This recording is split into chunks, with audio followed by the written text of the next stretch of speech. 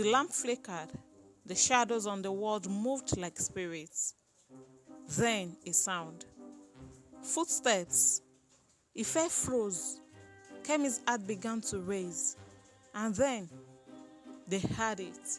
A sharp, angry voice cutting through the silence of the night. Kemi, are you awake? The clay nearly slipped from her hands. The lamp shook. Mama Aduni, her stepmother, was standing right outside the door. If she came in now, everything would be ruined, Ife whispered. Blow out the lamp. Darkness swallowed the room. The only sound left was the beating of their hearts.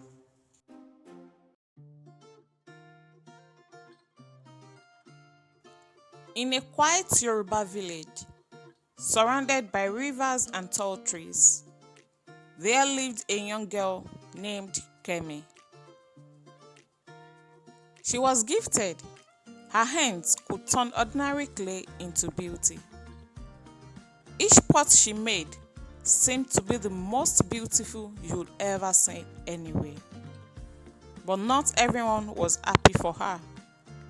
Her stepmother, Mama Aduni, burned with jealousy. She often mocked Kemi and said, "Pot or no pot, clay or no clay, who do you think you are? You should be sweeping, not molding clay."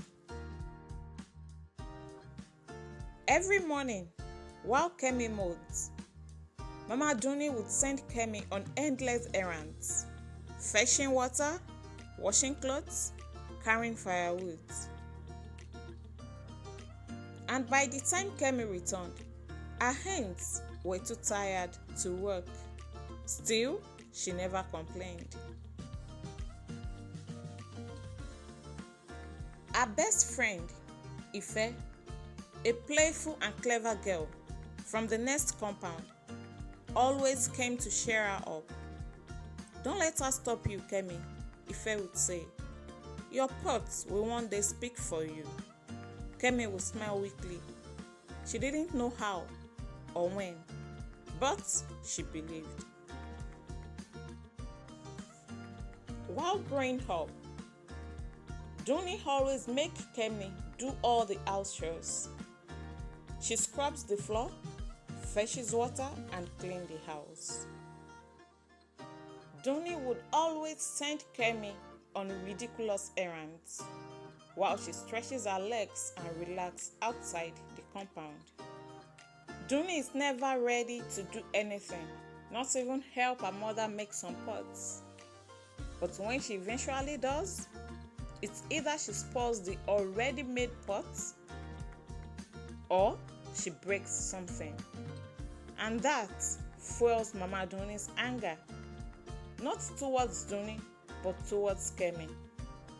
Because why would our own precious daughter be terribly bad at something Kemi is extremely good at? You might be wondering where Kemi's parents are. They are both late. Kemi lost her mother at birth, and her father, who was the best potter in the village, died when she was 4. So, she was left alone in this world with her amiable stepmother. One morning, the sound of talking drums filled the village square. A wealthy trader had arrived from the city.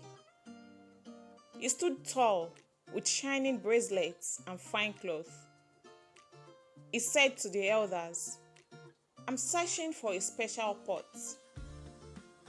the one that feels alive when you touch it." The whole village buzzed with excitement. Every potter began preparing to impress the trader. Kemi's heart leaped. She wanted to make a pot so special that people would never forget it. But when she went to gather her clay that night, her tools were gone. Her mixing bowl was broken. Her precious clay had vanished. She fell to her knees and cried. Ife ran to her side and hugged her. "Don't cry," she whispered. "We'll find another way. We always do." Late that night, Ife tiptoed behind Mama Doni's hut. She noticed an old basket, half covered with leaves. She lifted it, and there it was, Kemis' missing clay. The lamp burned low. The room was dark and warm.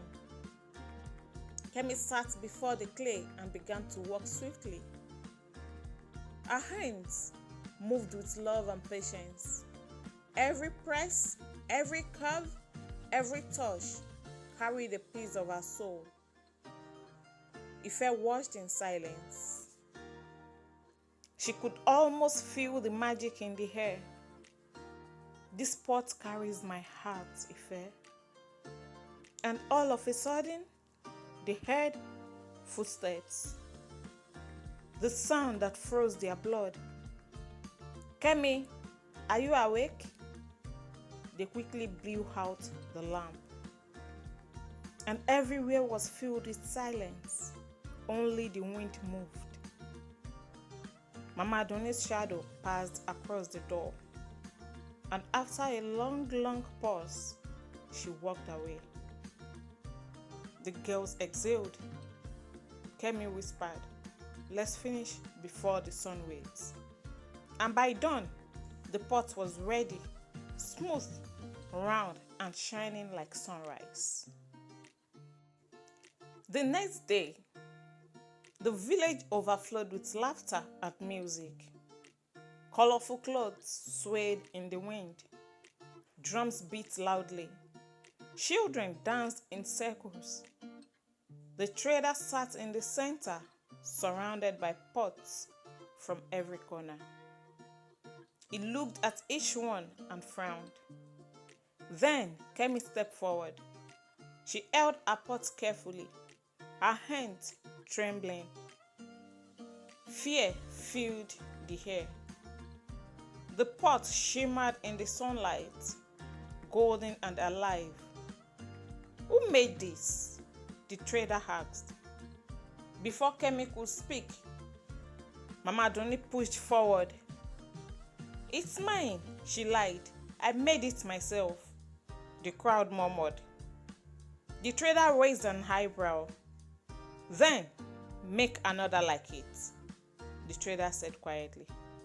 Mama Doni's mouth opened, but no words came out. The village elder stood up and said, "This pot was made by Kemi. I saw her last night making this piece. You cannot steal what you did not create, woman." The crowd cheered. Mama Doni's face turned red with shame. The trader smiled and turned to Kemi.